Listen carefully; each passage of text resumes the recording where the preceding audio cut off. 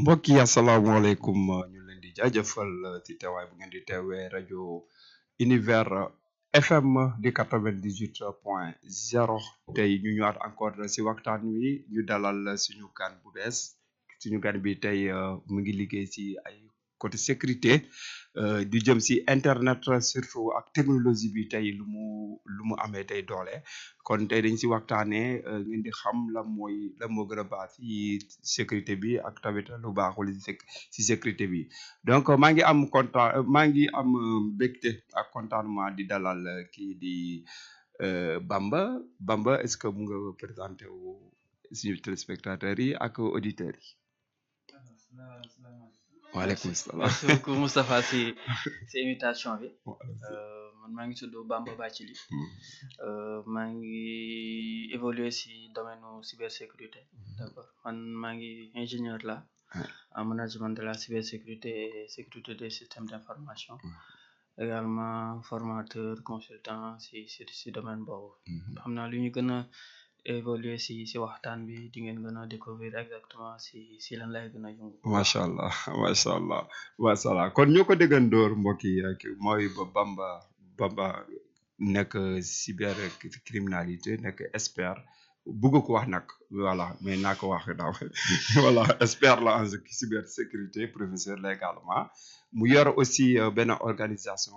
boo xam ne cyber 221 de tudd foofu tamit nañ si ñëwaat xuus si tuuti xam activité wu mi xam tamit voilà fa la ñuy jëmalee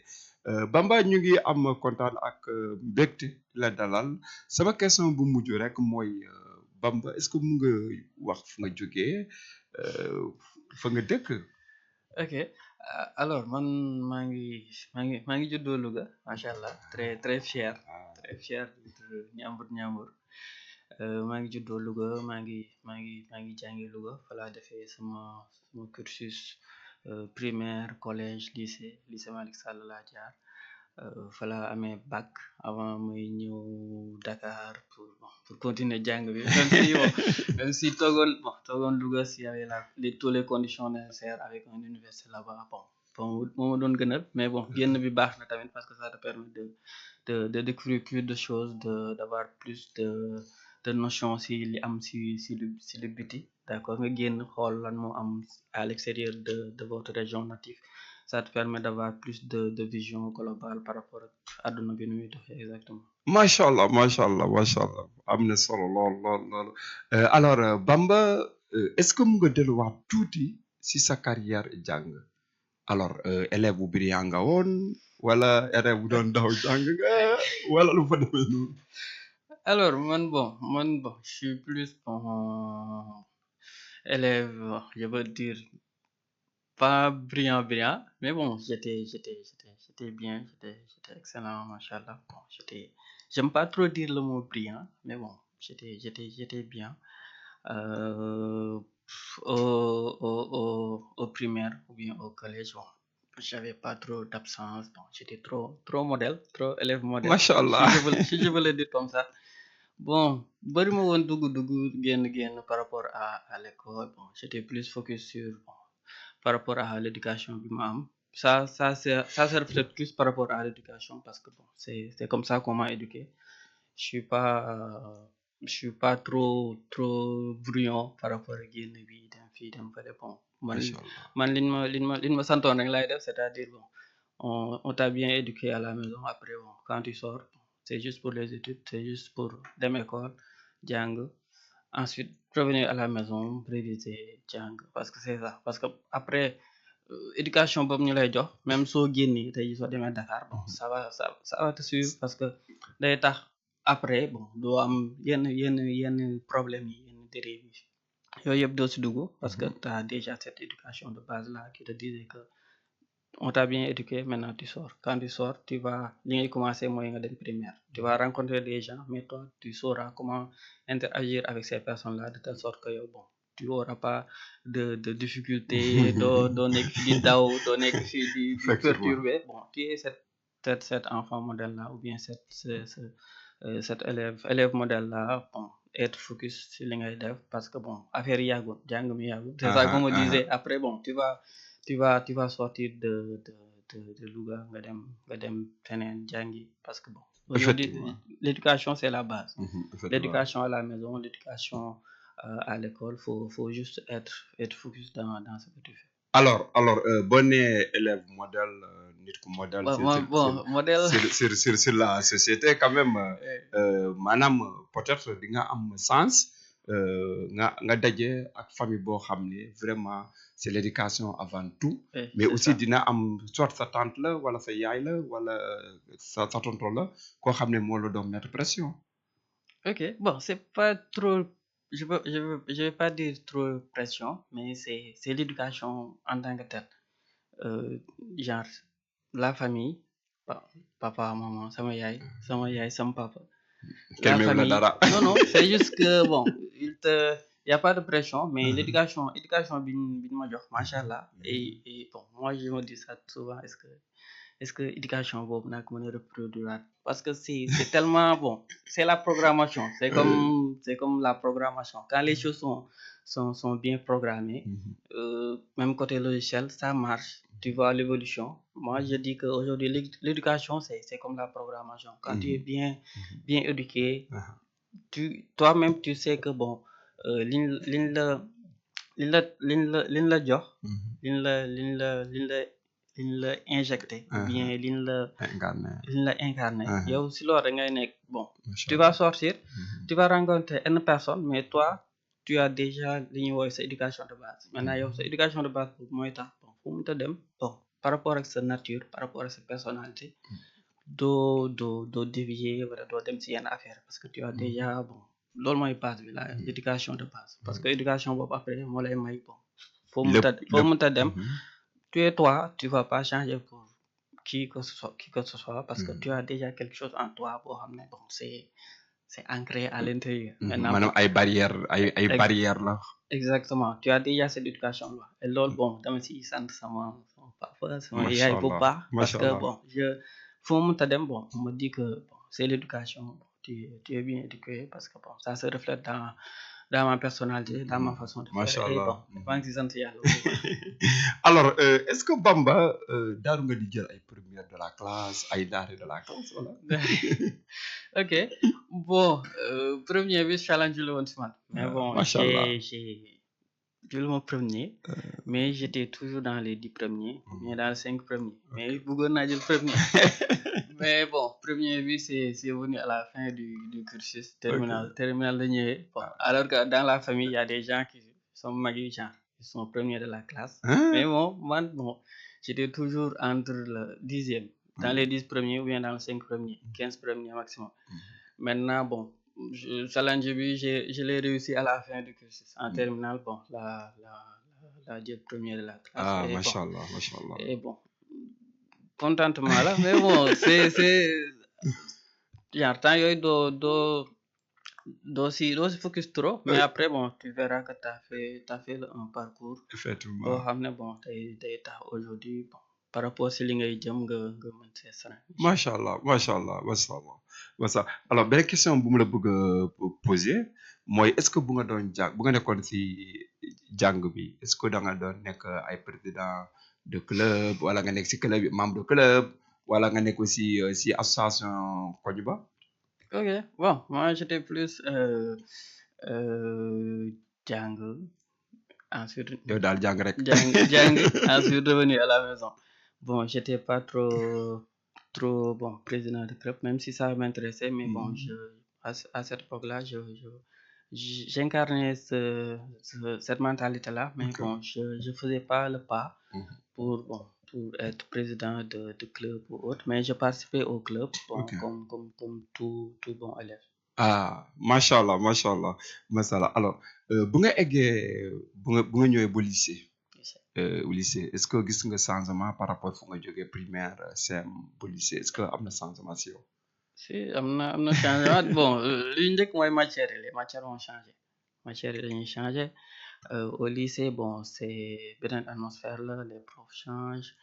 les matières changent bon les mentalités bi ngay jàngee tam ça va changer parce que concentration. bon il y aura plus de concentration il y aura bon je vais pas appeler ça pression mais dina am looy bàyyi xel mooy bac bi ñëw soo commencé seconde bon t'as déjà la tête au bac ngay xalaat bac depuis seconde li waa koñ bi di xaar li waa dëkk di waa xaar dëkk bi di xaar. les délibérations tu es déjà dans cette mouvance là après bon c'est juste d'être cadré d'être focus jàng moo la fa yóbbu nga jàng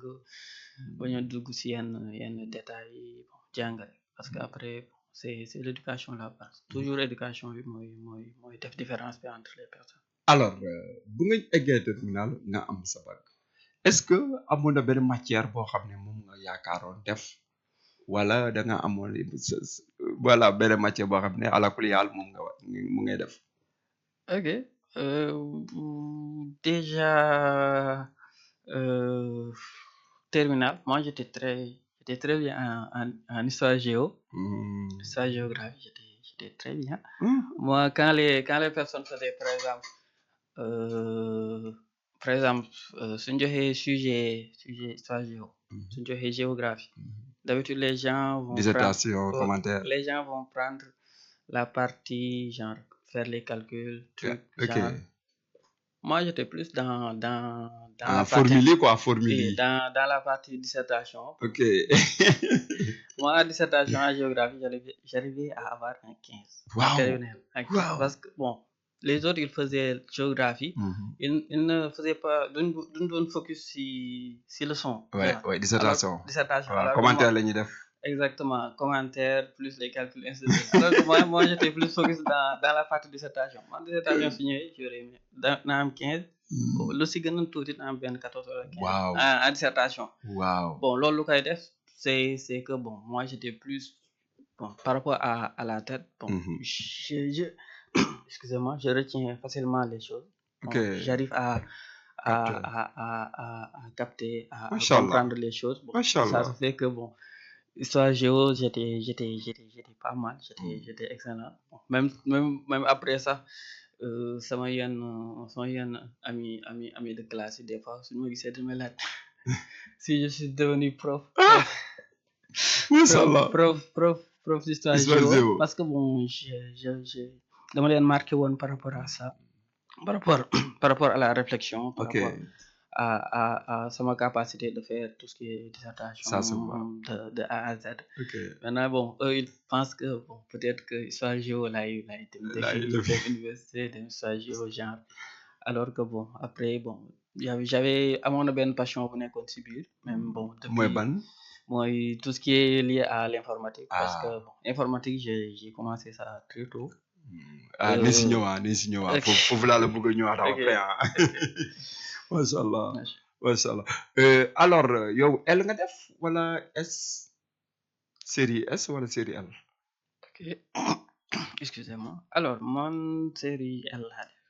waaw L prime bon. L prime macha allah alors bon des fois après bon ça va venir peut-être bon soo defee j'étais en prime mais bon en maths j'étais bien. bokkoo ak élèves yi nga xam ne ñoom bu ñu amee 1 sur 20 sax ba baax na. mais bon j'étais bien en maths bon le nécessaire en tant que L prime j'arrivais à m'en sortir en maths. Wow. Mais bon ça va après les gens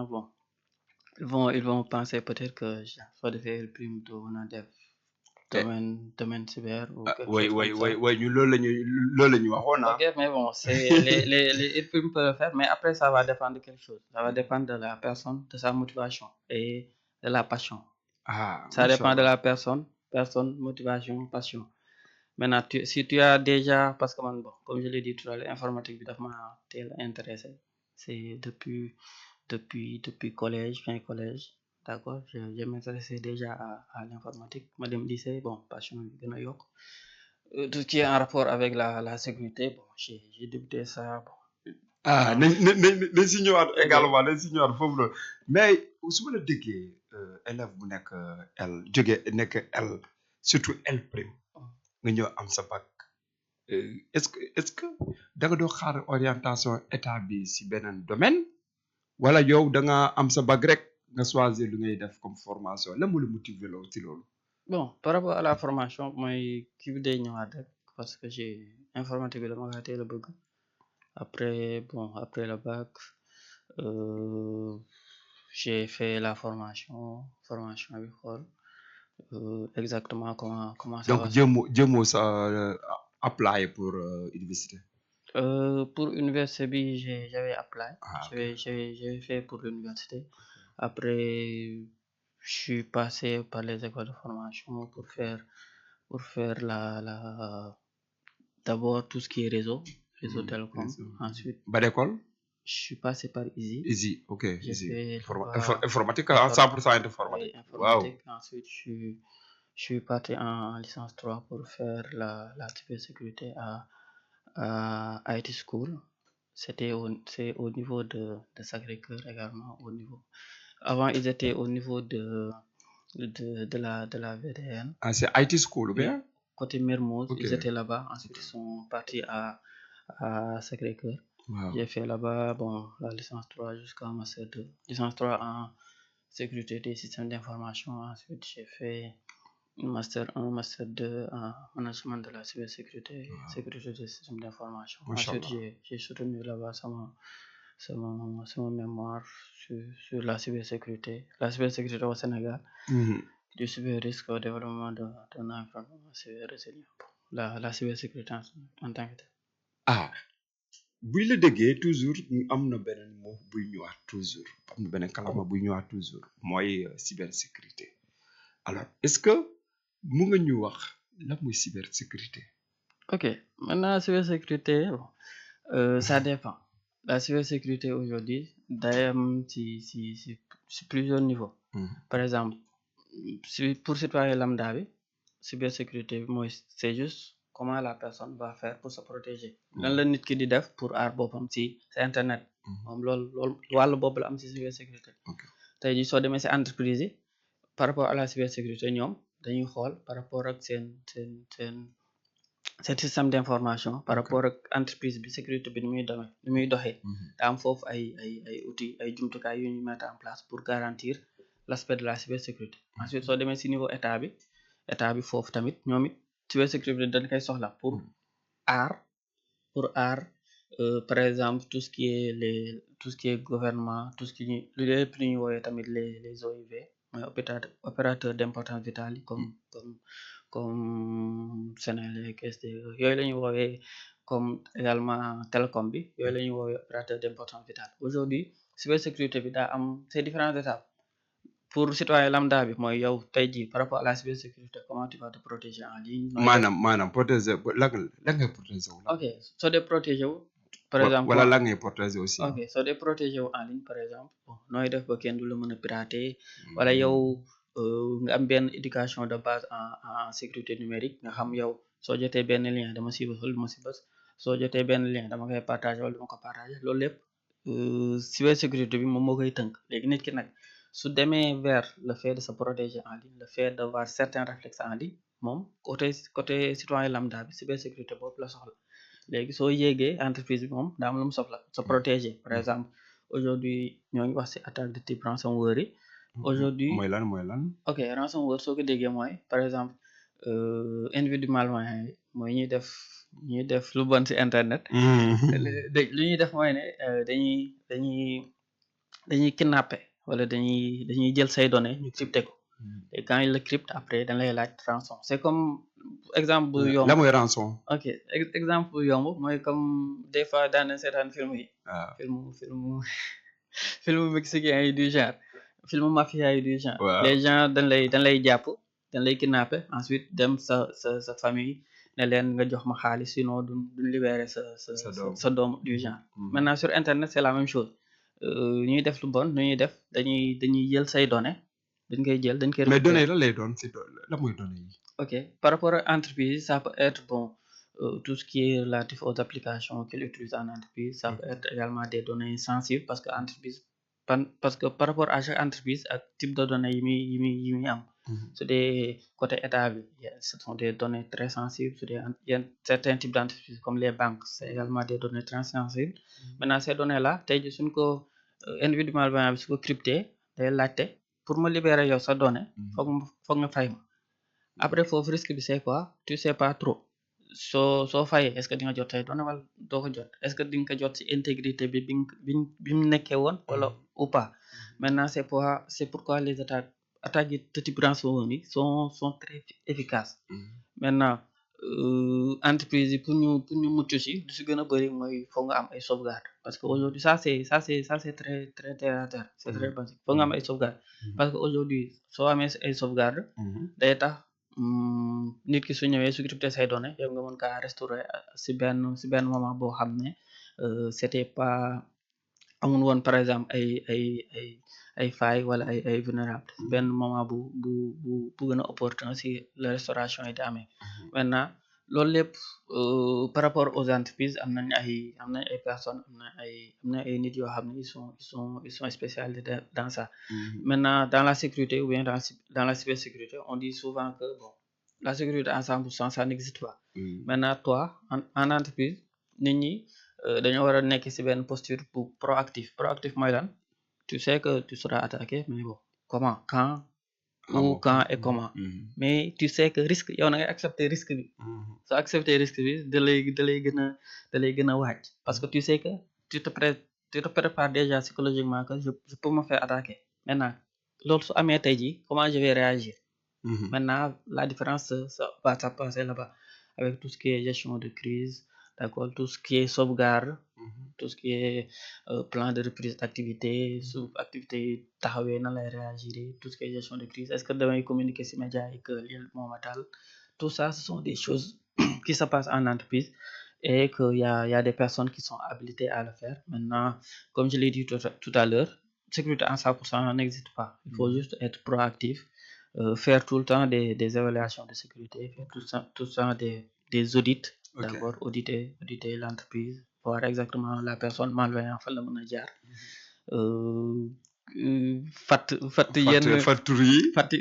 yi d'accord, parce que bon aujourd'hui ils peuvent passer par beaucoup de choses. Il y a beaucoup de facteurs qui peuvent permettre par exemple à un individu malveillant d'accéder à l'intérieur de l'entreprise. Parfois da ngay dégg surtout fii Sénégal bon dañuy wax sa WhatsApp da nga ko war a def code sécurité sa Gmail da nga ko war a def mot de passe. Est-ce que loolu dëgg la sécurité la mën a sécuriser comme yow lu nga jógee wax nii. Ok, maintenant par rapport à ça c'est la sécurité qu'il faut faire. C'est la base des bases, c'est le b.a.-ba. Tu mets des mots de passe, ça te protège. Mais le truc est que ce soit par exemple ces réseaux sociaux là, ils ont déjà la sécurité. Maintenant parce que dans les paramètres ils vont mettre des choses pour sécuriser l'appareil en tant que tel, pour sécuriser l'application que tu utilises. Maintenant pour sécuriser xarala bi ngay utiliser. Maintenant ceci c'est quoi, c'est la personne. Est-ce que personne moom xam na ne war naa dem ci paramètres yi pour mettre ceci pour def autre chose. Maintenant c'est la personne en tant que telle moom moo war a xam jéem a wut ay connaissances sur nan laa mën a def ba mën a protéger sama WhatsApp wala sama Instagram. Comme ni nga ko waxee les mots de passe c'est la chose, c'est le b.a.-ba. Faut mettre un mot de passe, mën ngaa def mot de passe, mën ngaa def empreinte digitale. Loolu day permettre tey jii mu protéger mu protéger par exemple sa WhatsApp wala sa Facebook wala sa Instagram. Machallah. Néanmoins les gens arrivent toujours à accéder à tes informations. Des fois si nit ki la par exemple mën nga am sa téléphone nga def si mot de passe, après téléphone bi yàqu nga yóbbu ko si gars yi réparé. Bon ils vont enlever le truc, ensuite ñu dugg ci médias yi, peut-être t'as pas fait des choses normales là-bas, ñu prendre ça ensuite bon après beneen phase la ñuy dugg muy chantage en ligne yi wala muy lépp luy sextorsion wala bagage yooyu parce que dañuy dem sa téléphone gis fa des nudes ay photos intimes du genre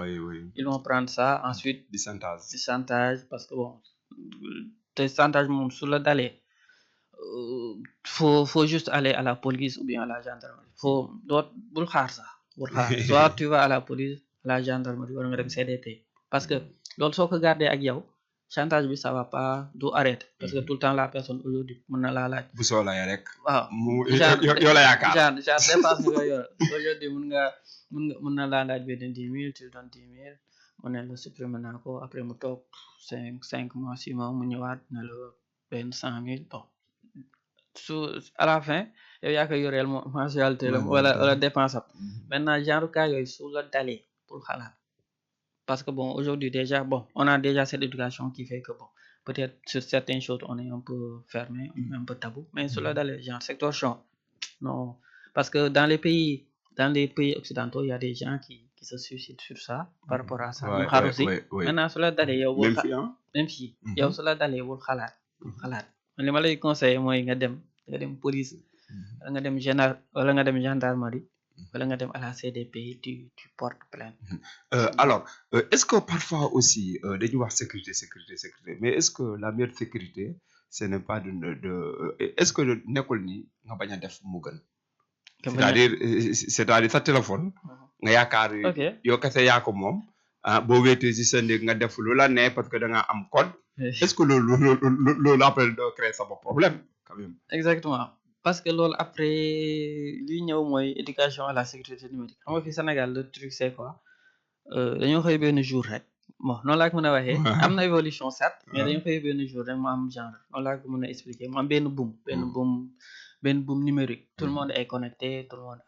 monde a internet tout le monde est sur les réseaux sociaux maintenant amoon à la base cette éducation à la sécurité numérique maintenant éducation sécurité numérique boobu fan la mën a commencer mooy déjà bon à la maison ou bien déjà à l'école bon pourquoi pas je pense que actuellement am na matière comme l'informatique au niveau primaire mais le plus important mooy nga def benn éducation à la sécurité numérique déjà en primaire ou bien au collège ñu am benn matière ça va permettre à l'élève mu grandir de manière sereine mu xam à la base soo xamee ne soo fotowee sa bopp après risques yi si mën a judd si long terme soo xamee à la base yow doo ko def maintenant cette éducation de base là sur la sécurité numérique mooy tax aujourd'hui après xale yi mën a gën a xam li ñu war a def ak lu ñu warta def maintenant après si cette éducation à la base là boobu noonu amul bon am na ñeneen ñu mën a ñëw par exemple y a l'État qui le fait y a d'autres organisations également qui le font yu koy def di sensibiliser di dem ci école yi di sensibiliser les élèves par rapport aux bonnes pratiques looy def ci internet loo du def parce que loolu moo lay mën a aar ba yenn problème yi doo si dugg alors beneen question bu mu lay poser mooy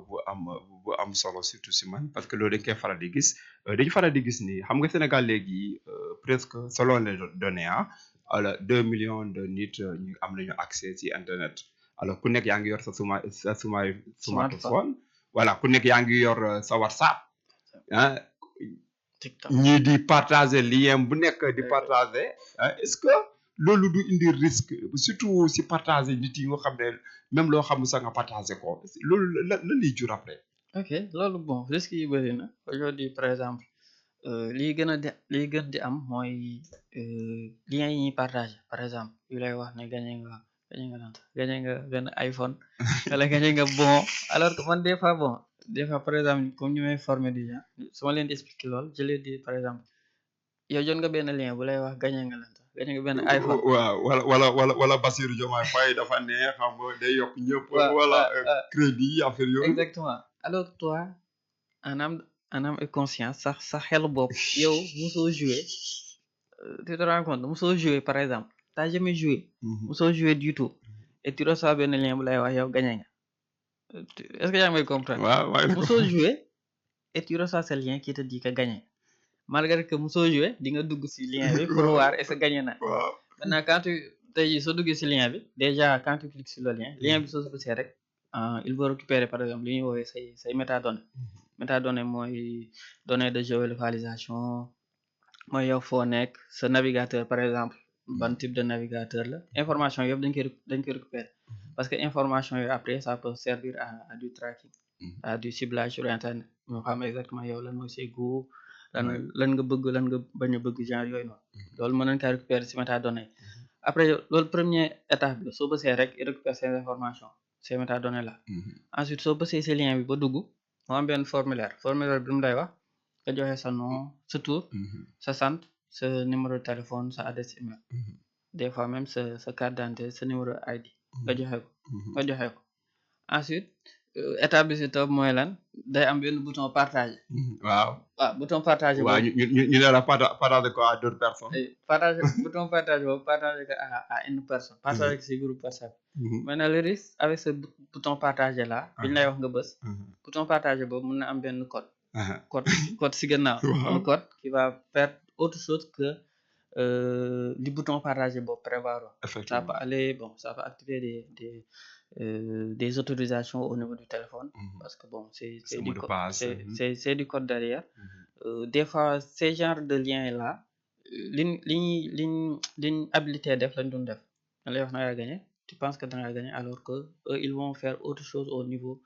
niveau ce téléphone maintenant code yooyu quand tu cliques sur le bouton partager déjà tu donnes certaines autorisations par rapport à certaines applications parce que c'est des codes qui se passent en arrière-plan ensuite tu partages ça à d'autres ensuite nga toog di xaar est-ce que di nga gagner ou pas maintenant quand tu partages il y a même d'autres cas quand tu partages après ils te disent mën nga foog nga connecté wu ils te donnent benn genre formulaire boo xam ne ça va ressembler par exemple à Facebook ou bien à Instagram ou bien à autre chose faut que tu te connectes là-bas pour cadeau bi nga gagné nga récupérer ko maintenant quand tu te connectes sur ça tu mets mot de passe mot de passe ils vont récupérer ça d'habitude dans la plupart du temps avec ces liens là risque yooyu moo si am sa métadonnées ils vont récupérer ça dañ lay jox benn formulaire nga dugal say information ils vont récupérer ça ensuite ils te demandent de partager le bouton partager que tu cliques là il y a des choses qui se passent en arrière-plan maintenant quand tu partages dernière étape bi mooy ce formulaire là qui te demande de me donner par exemple faut te connecter pour récupérer ce cadeau maintenant toi tu vas te connecter mettre mot de passe et automatiquement bon finalité bi ils vont récupérer ça c'est pourquoi bon lien yooyu soo ko jotee li nga njëkk a def bon bul ubbi bul xool mooy sécurité bi bul ko partager maintenant y a des outils spécialisés en ligne aujourd'hui soo jotee benn lien am na ay sites yoo xam ne soo demee soo ko fa dugalee rek automatiquement dina la wax ba xam lien bi wóor na wala wóorul maintenant y a tous ces pratiques là qui se font ok alors kon su ma la déggee rek mooy maanaam ñun ñëpp ñu ngi ci danger voilà surtout ñun Sénégalais nga xam ne dañu bëgg partager ay informations du danger sax mais après bon ça peut devenir c'est pas du danger extrême mais il faut juste que la personne soit éduquée soit conscient mu xam exactement lu muy def ak lu mu doon def parce que loolu rek moo si mën a génn parce que ñun plus on va avancer plus on aura besoin d'utiliser ces applications là maintenant la personne doit avoir cette éducation de base là il faut nga am éducation de base par rapport nuy utiliser internet ak noo du utiliser internet mooy li ma lay wax rek aujourd'hui soo jotee lien premier réflexe mooy lan tu supprimes ça au lieu que nga koy partager le fait de partager ça loolu day tax lien bi am benn viralité day tax muy law day tax muy gën a law aujourd'hui nga jot benn lien tu supprimes ça ou bien tu prends le lien soo xamee nit ñuy évoluer sur sécurité bi tu leur partages tu leur demandes ça tu leur demandes par exemple leur avis par rapport à ce lien là parce que maintenant tous ces réflexes là mooy day ñëwaat rek mooy éducation de base mooy éducation à la sécurité numérique mooy ñëw maintenant fànn boobu bon foog ñu gën see sëgg pour nit ñi gën a xam exactement lan laa war a def lan laa war a def sur internet alors benn question bu mu lay bëgg a poser mooy dañu gis ni tey boo demee si YouTube bi nga seetaan benn vidéo kata après ñoom dañu lay jox même vidéo yenn vidéo yoo xam ne par exemple ma jox la benn exemple ngay seetaan vidéo boo xam ne dañoo saaga Bassirou Diomaye Faye léegi boo ko seetaanee boo pare YouTube bi daf lay joxaat encore même vidéo encore yoo xam ne keneen encore saaga na Bassirou Diomaye Faye léegi à la fin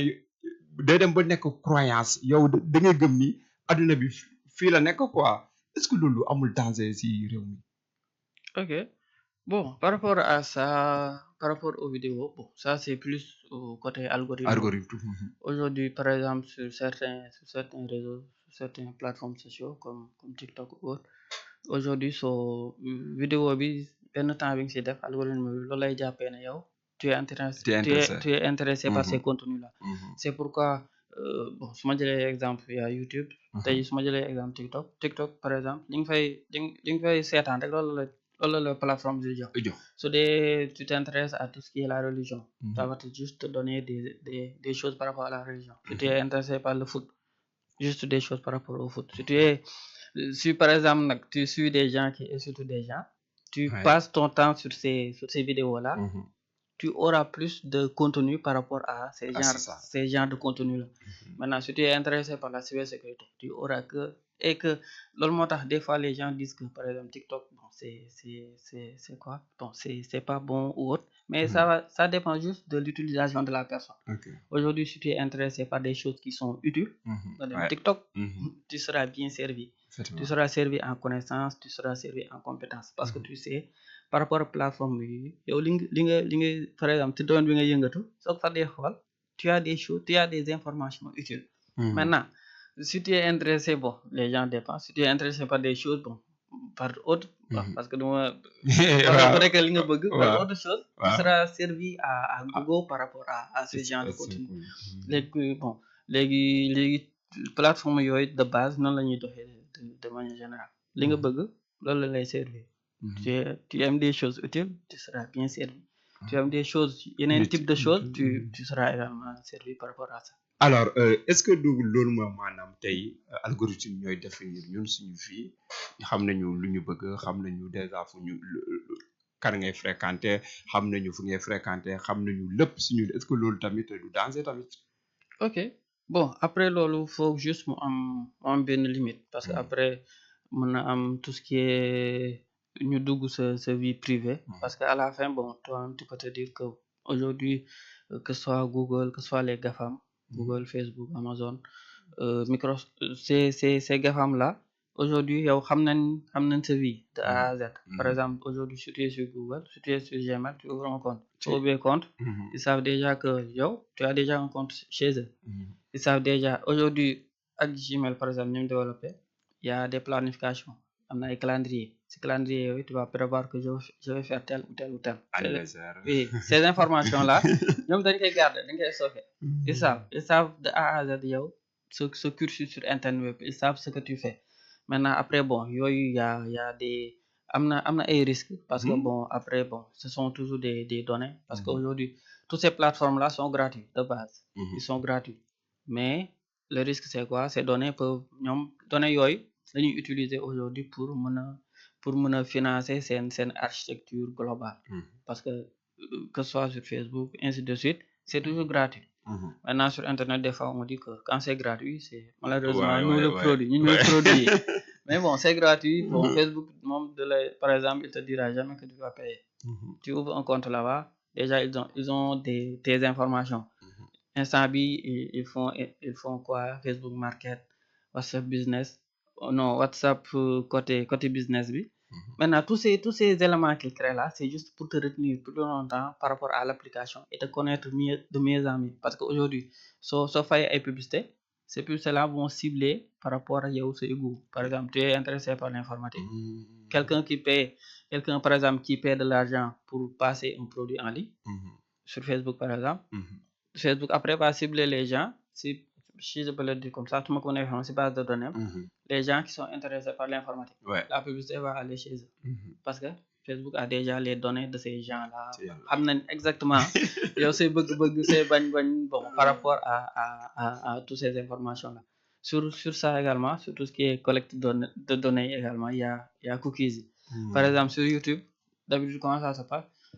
tu es sur da ngay nekk si internet di naviguer. tu es intéressé pour acheter par exemple benn ordinateur wala benn téléphone waaw. nga dem YouTube gis fa publicité ba d'accord ah alors donc su ma la déggee tey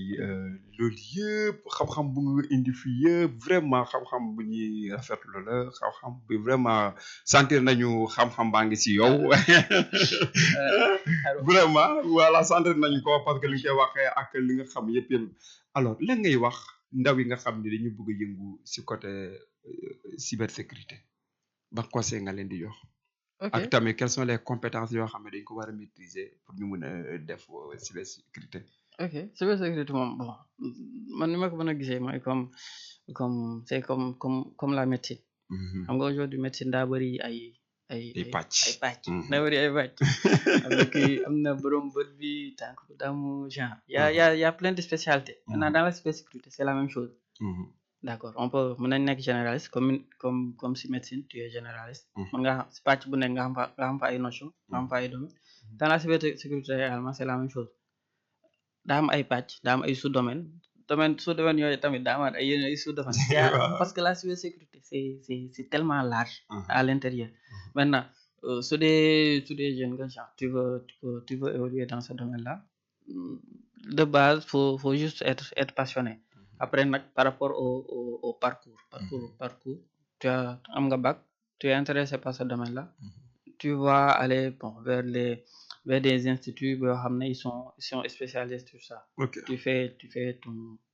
ton parcours licence 1 licence 2 en réseau télécom ou bien informatique après bon il y a même actuellement des écoles qui peuvent faire la cybersécurité depuis la licence 2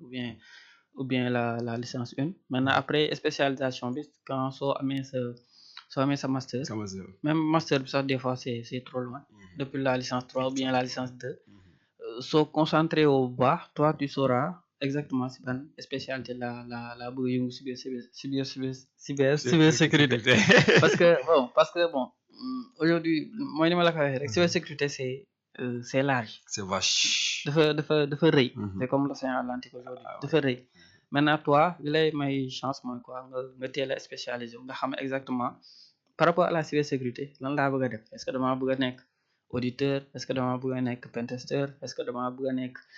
analyste SOC est-ce que dama bëgg a nekk forensique waaw loolu cours la yooyu yëpp ay domaine la te bon yooyu rek laa cité mais am na yeneen domaine yu nekk ci biir maintenant quand la personne est su teelee gis yoon bi day dem spécialisé en même temps il faut que mu am benn base en réseau télécom programmation d'accord il faut que mu am base en système foog mu am base en code d'accord foog base bi taxaw parce que bon soo demee normalement soo defee licence 1 licence 2 bon la base bi mu ngi commencé ñëw licence 3 bon licence 2 licence 3 tu sais déjà fooy orienté wu ensuite par rapport à ça sa mémoire tout le cursus qui va venir après day foog mu topp spécialité ba par exemple man en licence 3 j'ai fait sama mémoire si tout ce qui est les tests d'intrusion parce que ça m'intéresse depuis bon comme ni ma la doon waxee la sécurité ça m'intéresse depuis le collège lycée bon je savais déjà que la sécurité là ça m'intéresse parenthèse bala ñu dugg si deuxième phase bi parenthèse alors est-ce que xale boo xam ne moom nekkul si jàng maanaam nekkul si formation est-ce que te mais bëgg na yëf yi est-ce que mën na si génn moom tamit oui bon mën see génn tamit aujourd'hui bon y a plein de formation de plateforme de formation yuy tax même soo amoon parcours classique boobu licence 1 licence 2 master ainsi de suite yow soo amee bëgg-bëgg bi rek soo amee vocation bi soo amee passion bi bon y a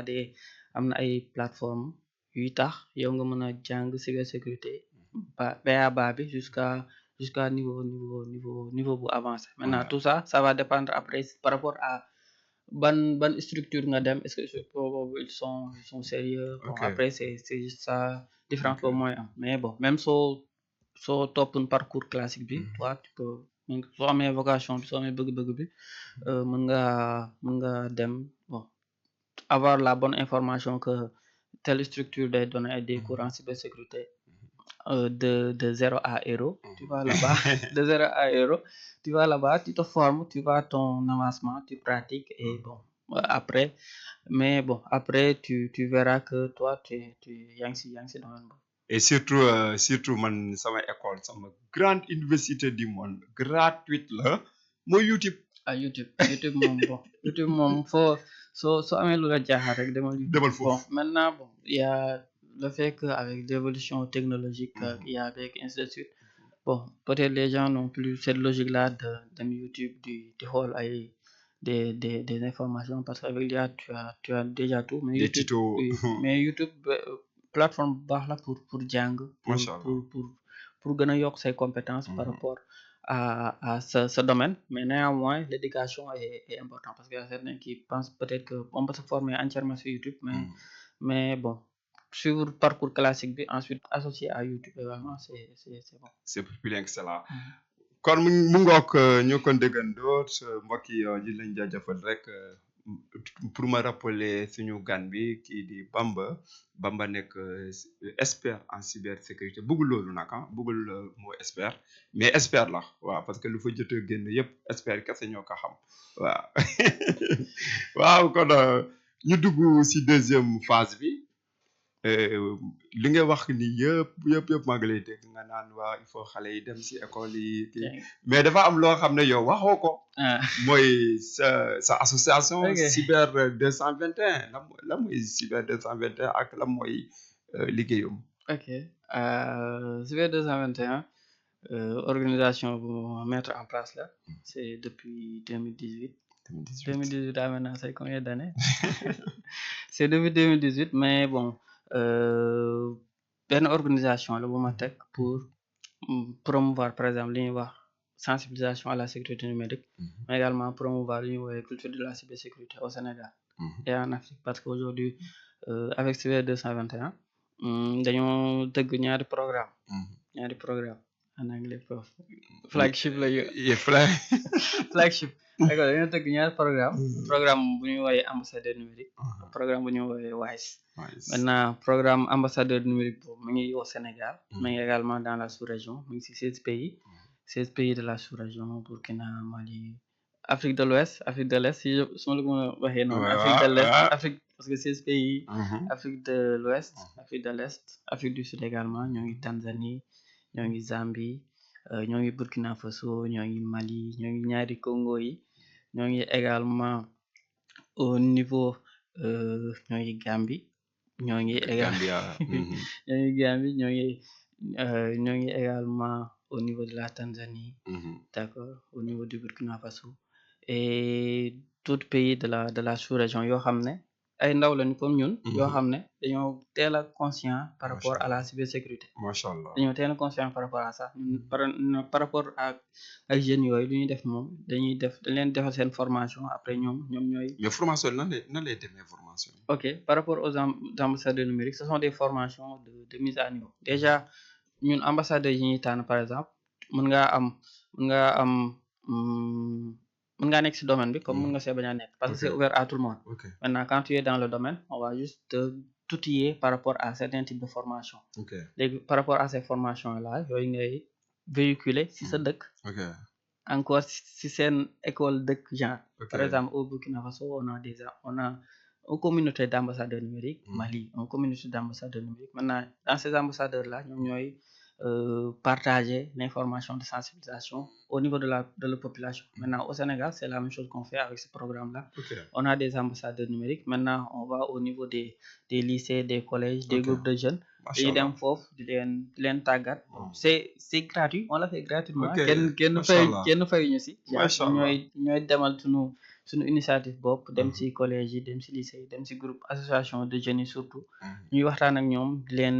leen yedd di leen conseiller par rapport à la sécurité numérique looy def loo warta def parce que programme là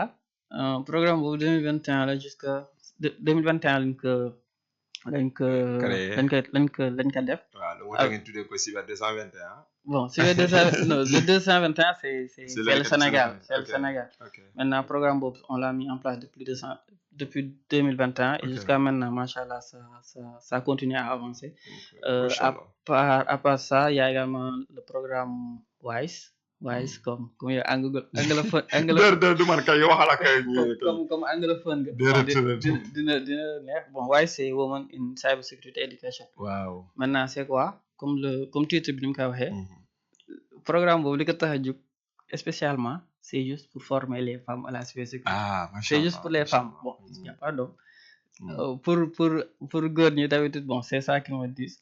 Tax góor ñi amul ma ne bon. Pour les hommes, il y a le programme ambassadeur numérique qui est ouvert à tout le monde. Maintenant, dans ce programme WISE-là, on forme gratuitement les femmes sur la cybersécurité. C'est depuis 2024. Et année bii nii 2026, nous serons à notre 3e édition. Waaw. Maintenant, les formations, comment ça se passe? Il y a un appel à candidature. Les gens vont postuler. D'habitude, nous, on prend tout le monde. Nous une sélection parce que c'est ouvert à tout le monde. Ok. Une principe boobu la ñuy doxee. Ok. Maintenant, c'est ouvert à tout le monde. On prend tout le monde. Il y a des formations en ligne yu ñuy def par rapport à certains modules de la cybersécurité. Maintenant, li si gën a am importance également par rapport à ce programme-là, tey jii dañuy permettre que par exemple xale yi, ces jeunes filles-là, c'est entre 15, le programme est ouvert aux filles entre 15 et 25 ans. Ok. C'est de les permettre ñu am benn rôle modèle. Ok. Parce que tey jii xale bi su amee wala xale bu jigéen su amee benn rôle modèle par rapport à la cybersécurité day projeté wu si moom. Moom tey jii par exemple benn expert bu nekk au Sénégal wala bu nekk aux États-Unis par rapport au parcours am. Su jàngatee si parcours am moom tamit dina wax ne pourquoi pas je vais pas faire te loolu da koy gën a jox motivation. Macha Allah. Aujourd'hui ñun si programme boobu am nañ ay intervenants yoo xam ne ils sont au Sénégal, am nañ ay intervenantes yoo xam ne ils sont bon dans la sous-région, am nañ ay intervenantes qui sont aux États-Unis, en France, au Canada. Wow. Et parce que c'est ouvert parce que par rapport ak méthodologie bi ñuy utiliser, les gens acceptent le programme. Ok. Acceptent de participer à ce programme-là parce que également ces femmes leaders-là dans le domaine de la cybersécurité également dañuy bëgg di mentorer di accompagner les jeunes filles parce que bon c'est ça foog ñu am benn ànd bi, foog ñu am benn mentor bi. Ok. am mentor am ci koy roy parce que dans toute chose foog nga am ci koy roy. Foog nga am ci koy roy. Maintenant la personne, la jeune fille qui est en licence 1 ou bien en master boo xam ne ma ngi gis, elle voit par exemple ma ngi gis benn femme boo xam ne elle est aux États-Unis, sénégalaise wala au Sénégal même parce que on a des intervenants au Sénégal, des femmes qui nous soutiennent, d'accord, dans le domaine de la cybersécurité, qui soutiennent également ces jeunes filles-là à travers des sessions de retour d'expérience. Day ñëw wax parcours am de A à Z. Ensuite conseiller xale bi gën kaa motiver pour parce que les femmes peuvent le faire parce que moi je suis dans cette orientation là. Bon, elles peuvent mën nañoo am gën am benn présence dans le domaine de la cybersécurité parce que am nañ intelligence bi, am nañ lépp, machallah, am nañ capacité bi, elles ont tout. Maintenant li des mooy juste ñu am comme genre programme yi yu leen di booleeg ces mentors là, yu leen di motiver pour ñu gën a gëm seen bopp, la confiance en soi. Ok. À part ok. Waxtu baa ngi ñu dàbb. Ma bëggoon ñu xuus si question yu mujj yi. mooy instant yi dañu noté ni dafa am lu ñuy wax campagne d'information en ligne mooy loo xam ne ay fake news lay doon ak wala ay kii te temps yi dafa bëri loolu alors nan la ñuy xeexee ak lu jàngoro yooyu. Ok, par rapport à ça, bon loolu ku nekk am na si wàll. Par exemple tey su dee journaliste bi la am na lu ñuy woowee fact checking. Par exemple soo amee benn donnée, soo amee benn information nga dem à la source nga xool source bi ba xam information bi c'est fiable ou pas parce que aujourd'hui nit day jot information rek partager ça alors que du dem à la source vérifier def benn enquête par rapport à ça, xool exactement si l'information est vraie ou pas. Parce que aujourd'hui avec l'évolution surtout de l'intelligence artificielle, quelqu'un peut créer une vidéo d'une personnalité par exemple muy wax yenn wax yi alors que c'est pas lui. Il prend cette information là, il le partage et tout ça après ça va juste amener tout ce qui est bon par rapport à tout ce qui est la sécurité. Peut-être les gens ne sont plus duñ gën a wóolu information yi ñu jot parce que y a tellement d'informations que les gens que nit ñi la ñuy jot ci réseaux sociaux yi mën nga xëy ba sonn mën nga xëy suba ba ngoon tu vois une information maintenant dans toutes ces informations là toujours avant de partager quoi que ce soit c'est quoi c'est d'aller à la source bon par exemple su dee yéen journalistes yi tey ngeen dem à la source parce que aujourd'hui c'est bon hormis les journalistes les gens peuvent partager des informations mais foog nga xam par exemple une personne boo xam ne fiable tu sais que cette personne là d'habitude li muy partager c'est sûr waaw tu vois tu le suis tu vois ce qu'il partage bon d'habitude c'est plus comme ça au lieu que genre tu reçois juste l'information nga partager ko noonu sans pour autant que bon nga dem à la source voir exactement si l'information est vraie ou pas mais parfois aussi gars yi c'est vrai que ñoom dañuy partager mais parfois lu leen tax ñu partager mooy maanaam ñoom dañuy yaakaar loolu dëgg la waaw dañuy yaakaar déjà c'est une information avérée parce que ñoom amuñu aussi ay jumtukaay yoo xam ne mën nañu ko def pour ñu xam information bi baax na wala baaxul xam nga surtout si côté vidéo mooy vidéo yi ñu monté photo yi ñu monté également léegi lan mooy solution bi exactement lan mooy solution bi pour nga xam voilà fake news la wala benn vidéo bu ñu IA bi moo ko monté aussi avec l'intelligence artificielle. Ok par rapport à ça par rapport aux vidéos bon toujours y a des outils spécialisés en ligne yoo xam ne à base d'IA yoo xam ne par exemple soo jotee benn vidéo tu vas là-bas na nga fay uploader na nga fay télécharger si biir si site bi le site va checker day xool ba xam vidéo bi c'est vrai ou pas tamit même ça c'est un peu avancé par rapport des fois soo amee seetlu tu vois que y a certaines par rapport à la tout ce qui est kalamu nit ki par exemple des fois y a des choses qui tun bi mën na y a des différences par rapport à la personne maintenant tous ces détails là yow mën nga xam exactement mais loolu bon pour nga def ko foog nga am foog nga am benn seetlu bi mais à part ça y a des plateformes spécialisées yoo xam ne bon loo jot vidéo wax parole voice mën ngaa dem si plateforme yooyu tu l'injectes là-bas après ñoom ñu checker si la vidéo là est fait à base d'IA ou pas macha allah am na solo loolu lu fa jóge wax yëpp am na solo mais waxtu bi dab nañu lu ñu wax rek mooy Bamba lan mooy seen vision pour l'avenir de la sécurité en Afrique. Ok bon par rapport à cette vision là c'est juste une expansion affaire yi gën a yokk déjà au niveau Afrique bon cybersécurité bi y a certains pays qui yoo xam ne ñoo ngi si yoon bu baax non dama wax yoon bu baax mais d'habitude je dis y a de bons élèves dans tout ça y a de bons élèves y a des pays bons élèves d'accord en matière de cybersécurité par exemple bon renforcer déjà au Sénégal bon c'est un excellent élève le Sénégal bon je veux le dire comme ça c'est un excellent élève am na New Deal bi am na stratégie de cybersécurité bi y a beaucoup d'avancées au niveau du Sénégal par rapport à la cybersécurité même si bon y a toujours dina am lu des maintenant si lu des loolu bon y a tout ce qui est peut-être la mise en place d'une entité cyber qui contrôle tout ce qui se passe au niveau du Sénégal mais de manière globale nous par rapport à nos activités c'est juste de promouvoir cette lutte de la cybersécurité là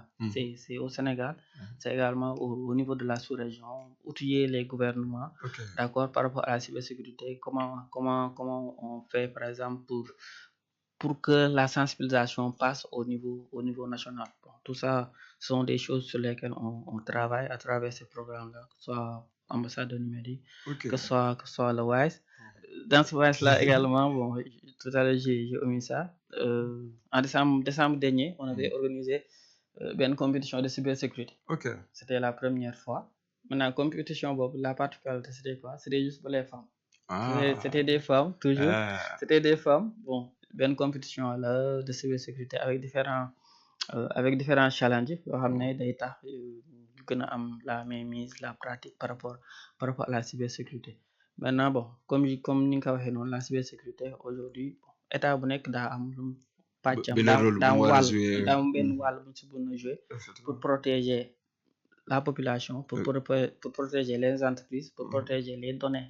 de la population pour protéger également l'État en tant que tel parce que aujourd'hui soo waxee souveraineté soo duggee si bagage souveraineté yi foog cybersécurité yi nga am si doole parce am na que solo. après loolu mooy tax aujourd'hui yenn jumtukaay yuy jógee extérieur yuy dugg Sénégal di dem si gouvernement par exemple Macha yooyu Allah. mooy tax aujourd'hui nga mën a souverain du dugg bon tu sais que tu vas contrôler tu vas auditer tel ou tel parce que ces genres de ces genres de device là ces PC là ou autre bon si point sensible la ñuy dem ou autre maintenant aujourd'hui au niveau du Sénégal peut-être bon la cybersécurité faut juste que état bi gën kaa jàpp na ko déjà avec Ouais. ses stratégies avec Ouais. tous les politiques qui va avec maintenant il faut juste que ñu gën a promouvoir culture cybersécurité bi au niveau de la population pour ñu mën a moytu yenn dérives yi maintenant xale boobu su dee màgg day tax mu gën a am philosophie wala mu gën a am pensée par rapport à la cybersécurité parce que dans certains pays bon dans certains pays par exemple à partir du lycée tu as déjà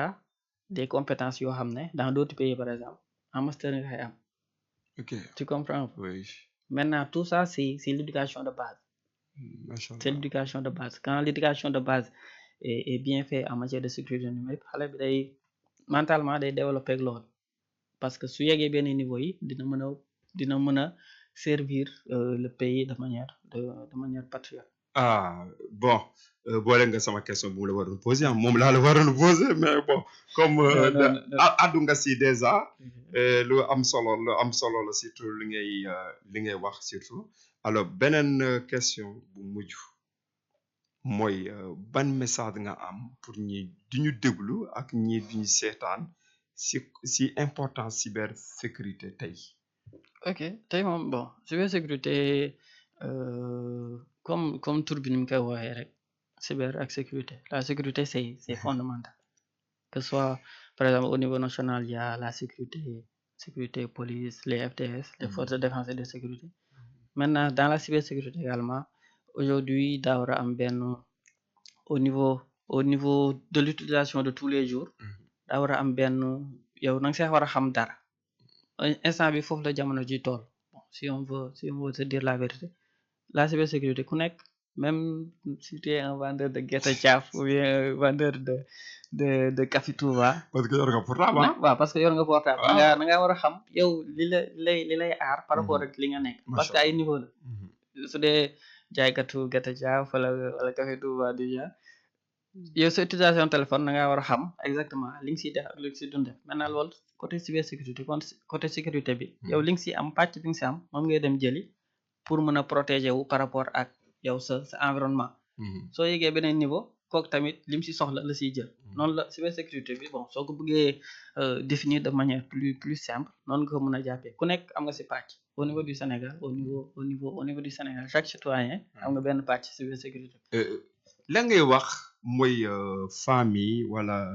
wala paa yi tamit ñoo xam ne dañuy jox seen doom yi ay téléphone ñoo xam ne 3 ans la ñu am 4 ans la ñu am 2 ans la ñu am la mooy sa xalaat si loolu yow. ok bon par rapport à ça bon par rapport aux études bon ils disent que par exemple que déjà au niveau santé il y a tout ce qui est les rayons bleus yi rayons bleus yi ça peut affecter déjà la vision au niveau de l'enfant tamit soo ko teelee jox jumtukaay bi xarala bi téléphone bi day teel a addict par rapport à ça parce que aujourd'hui bon peut-être Sénégal ñëpp a koy def xale bi su dee jooy téléphone nga koy jox mu noppi fépp la kay suñu kër saam na fépp la maintenant loolu noonu day indi benn dépendance par rapport à benn dépendance bu excessive par rapport à l'utilisation tey ji soo nangoo téléphone bi day jooy soo ko joxee mu noppi maintenant par rapport à ça day indi benn dépendance par rapport xale bi maintenant parents yi li mën a def mooy ñu jéem kaa yemale pas ñu bañ leen kaa jox mais juste ñu yemale ko yemale boobu c'est quoi day am ay heures périodiques jàng sa comme ñun ni ñu daa def jàng sa leçon ba pare par exemple autant jàng sa leçon ba pare ngay soog a dem seetaan télé soo mokkal sa leçon de seetaan télé du genre maintenant c'est la même chose tey jii téléphone yi la soo moo parent bi daa war a am ay waxtaan limite ay limite à telle heure nga war a am droit utiliser à tel pendant combien d'heures nga war a am droit utiliser téléphone bi loolu mooy indi un peu que enfant bi du grandir rek dépendance excessive boobu par rapport à tout ce qui est la technologie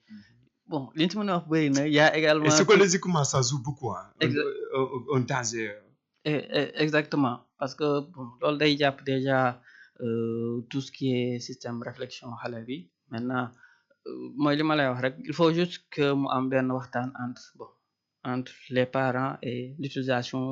des téléphones portables au niveau des enfants si cette communication passe bien xale bi dina mën a développer sereinement par rapport à la technologie parce que aujourd'hui waruñoo wax ne ak technologie fi mu toll waruñoo wax ne xale bi duñ ko jox téléphone wala du genre parce que besoin la te lu ñuy gën a évoluer lu ñuy gën a dem cette cette cette masse technologique là day gën a yokk avec les jeux avec jeux en ligne avec lépp maintenant yow nooy def da ngay jéem a limiter nga jéem a yamale nga jéem a éduquer sa doom bi par rapport à l'utilisation du téléphone très tôt c'est juste ça c'est juste cette éducation là cette waxtaan boobu par rapport à